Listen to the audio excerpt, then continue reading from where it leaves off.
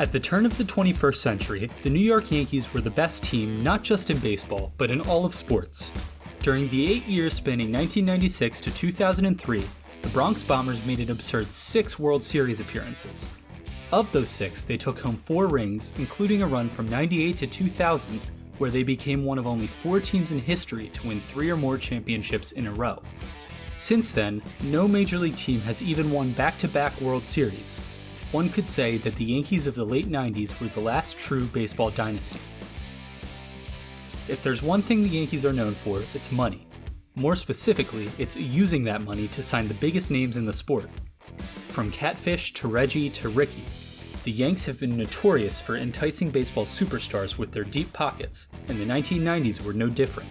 At the direction of owner George Steinbrenner, the Yankees had bought themselves a stellar rotation, including stars David Cone, Orlando Hernandez, and Roger Clemens.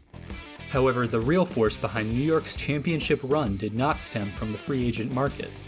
See, in the year 1990, Steinbrenner had hired a gambler to dig up dirt on slugger Dave Winfield, prompting Commissioner Fay Vincent to ban him from the sport for life. And although the boss was allowed to return only 3 years later, his absence from the team and subsequent hands-off approach allowed the Yankees to develop a robust farm system for the first time in ages. All this set the stage for a group of youngsters that would form the core of the next great Yankee dynasty.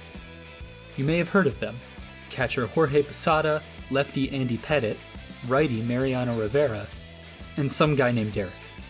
Together, the core 4, as they came to be known, helped shepherd the Yankees through literal decades of success, combining for a total of 5 rings, 35 All-Star appearances, and a pair of Hall of Fame selections.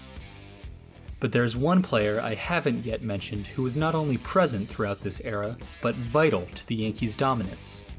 He might not have been as outspoken or flashy as some of his teammates, but for a period of time, he was quite possibly their most valuable player. I'm talking, as you probably have already guessed from the title of this video, about Bernie Williams. Now, there are a lot of ways you could describe Bernie Williams, but one thing's for sure. He was, most certainly, a dude. If you want the full criteria for what exactly constitutes a dude, I highly recommend checking out the first episode of Baseball Dudes about Giants closer and all-around crazy person Brian Wilson. But the short of it is this: there is no concrete method to quantify one's dudeliness. You know a dude when you see one. Though Bernie Williams wasn't always a dude. Signed out of Puerto Rico at age 17 as an amateur free agent, Williams didn't initially stand out as anything special. But as he played his way through the minors, he began to garner attention for his athleticism and switch-hitting ability. Before the 1991 season, he was ranked as the game's 11th best prospect by Baseball America. Williams broke into the majors in 1991, replacing the injured Roberto Kelly, and by 1993 he had become the Yankees' regular center fielder. However, he still wasn't putting up eye-popping numbers, and his quiet personality made him a target in the eyes of Steinbrenner. A former bat boy for the Yankees once described Williams as, quote, the most introverted player in the clubhouse. Brad Ausmus, who played with Williams in AAA, said that his quiet demeanor was probably being interpreted as a lack of desire. According to Buster Olney, Williams' sensitivity only fed concerns in the organization about whether he could develop the toughness required to cope with the failure inherent in baseball. Despite these accounts, Bernie Williams was a fierce competitor, though he lacked the outward intensity to show it. "I consider myself a pretty intense guy," Williams once said. "I just don't have to show it." Thus it fell to Yankees general manager Gene Michael to protect the soft-spoken young star from the owner's ire. One story goes that Steinbrenner once ordered Michael to meet with the other clubs, and to send Williams to whichever one made the best offer. Following the boss's instructions, Michael spoke to executives from every single Major League team, but he never mentioned Bernie. Afterwards, he reported back to Steinbrenner empty-handed, explaining that not even one team made an offer for the center fielder. In 1994, Michael talked Steinbrenner out of trading Williams to the Expos as part of a package for Larry Walker. 2 years later, Bob Watson, who by then had replaced Michael as the Yankees GM, attempted to ship Williams to Detroit in exchange for a pair of pitching prospects. That deal fell through as well. As the Yankees spent years trying to send him away, Bernie Williams was steadily improving. By 1995, he had cemented himself as a mainstay in the New York lineup, posting a respectable .878 OPS over 144 games.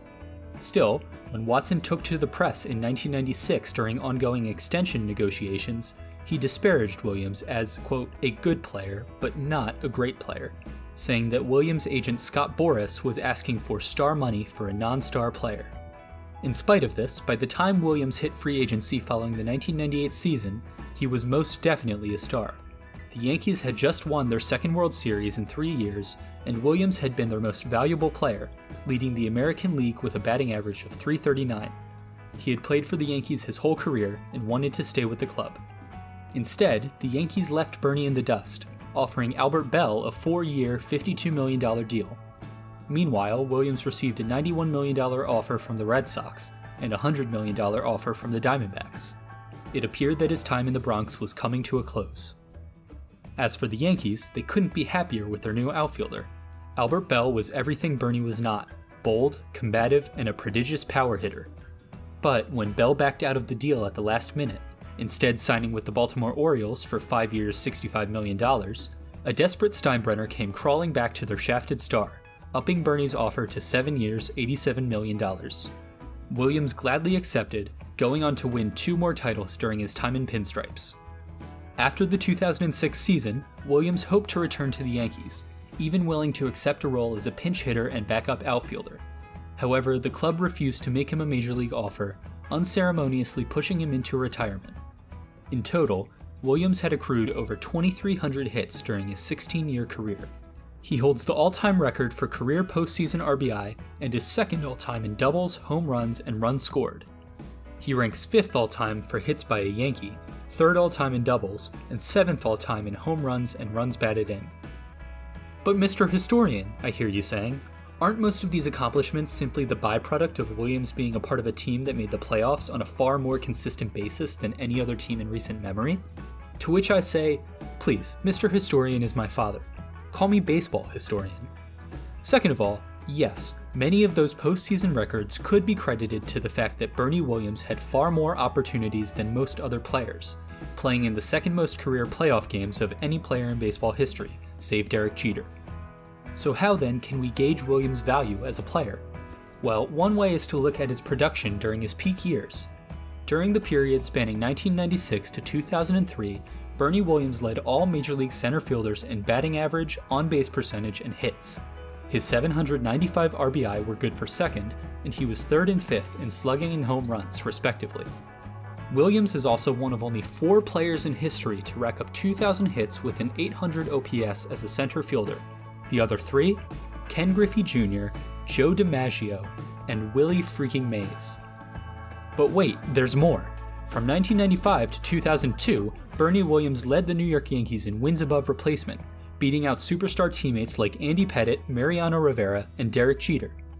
If the Yankees of the late 90s were one of the winningest teams of all time, Bernie Williams was responsible for more of those wins than any other player. This then raises the question: if Williams really was the most valuable player on one of the greatest teams in baseball history, why hasn't he gotten more recognition? Unlike his contemporaries, Jeter and Rivera, he is often left out of the conversation when it comes to the greatest Yankees of all time. Well, I suspect there are a few answers. The first lies in his defensive ability.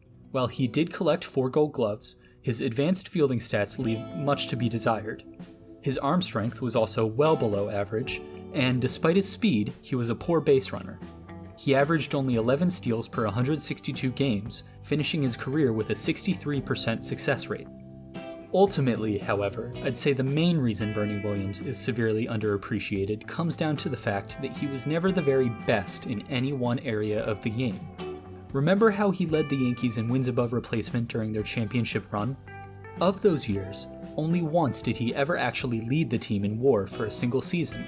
His strength was in his extraordinary consistency, which in turn made him kind of boring. It was Bill James who wrote that specialists and players who do 2 or 3 things well are overrated. Players who do several things well are underrated. Baseball writer Joe Posnanski has said that players who excel in one phase of the game tend to feel like Hall of Famers more than players who do a lot of things well, but perhaps don't do anything transcendently well. Bernie Williams might not be a Hall of Famer, but he is most definitely a dude.